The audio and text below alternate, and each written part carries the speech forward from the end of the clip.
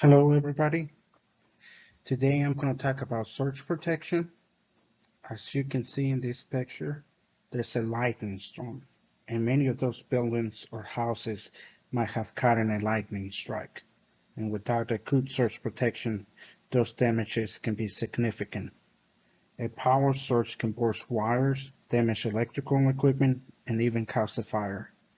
Industry experts estimate that power surges cost business 26 billion annually in lost time and equipment repair and replacement, according to the Insurance Institute for Business and Home Safety, which translates to high facility maintenance costs, equipment failure, long-term system degradation, process disruption, data loss or corruption, costly downtime, and safety for drinking water.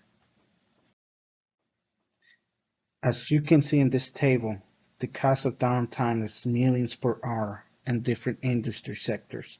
For example, the banking industry, which the downtime cost is over 6 million per hour. The energy, which is close to 3 million. The telecom, 2 million.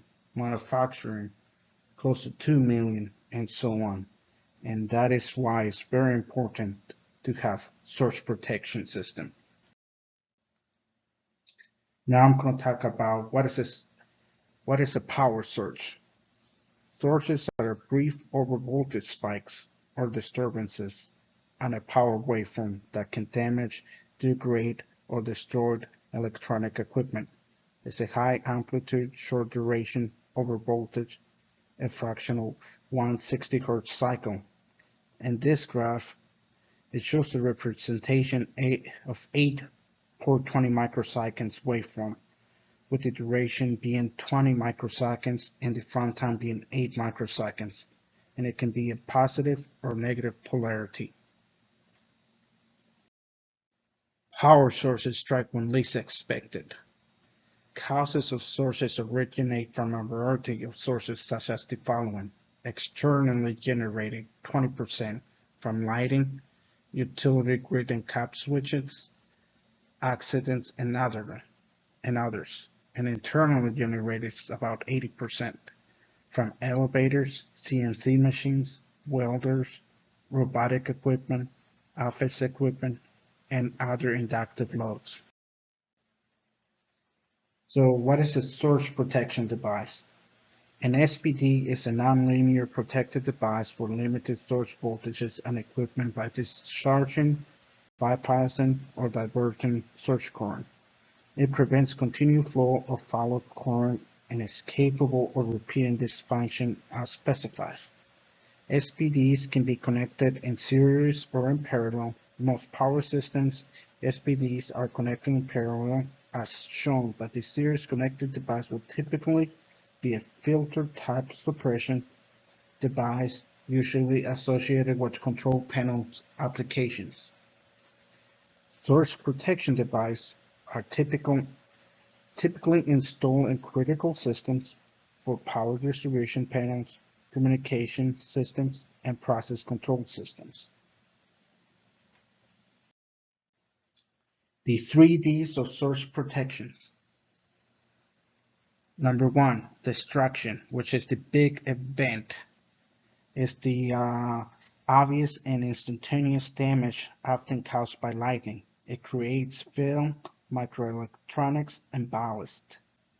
Number two, disruption, the annoying event, is the equipment that shuts down or resets, locks up, downtime, interruption, and gives computer errors. Number three, degradation, is a smaller cumulative power transients, shortens lifespans of equipment, electronic resonant and microelectronics, slow and continuous damage to motors insulations.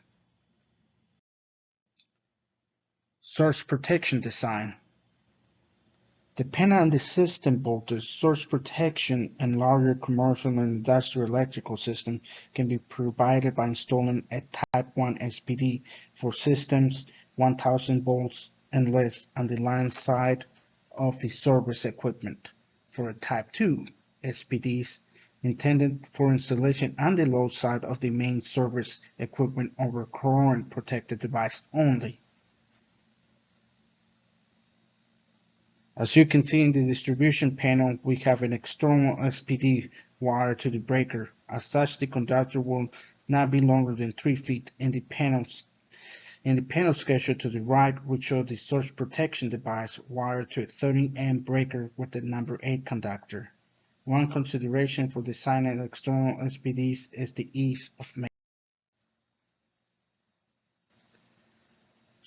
Surge protections are available with different KA ratings, as shown for a main service panel or MDP 300 to 240 KA per phase. You will have your SPD feeder wired to a 60 amp breaker. For a distribution panel 200 to 150 KA per phase, you will need a 30 amp breaker, as well as with the branch panel, which will be wired to a 30 amp breaker. The National Electrical Code. For the NEC 2020 230.67p, SPD should be Type 1 or Type 2. 230.71a should not be considered service disconnected means, and according to the 242.12b, when installed at services, Type 1 SPDs grounded should be connected to one of the following. Number 1, grounded service conductor. Number 2, grounded electro conductor.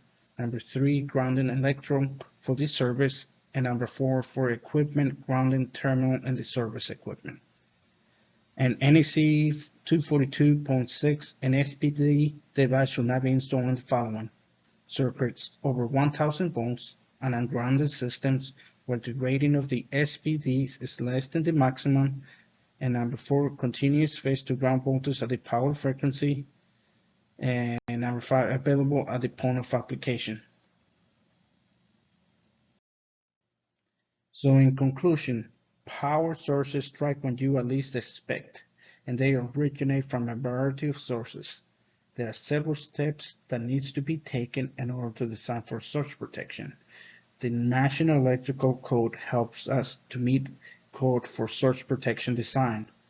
Surge protection helps prevent electrical equipment damage and devastating fires.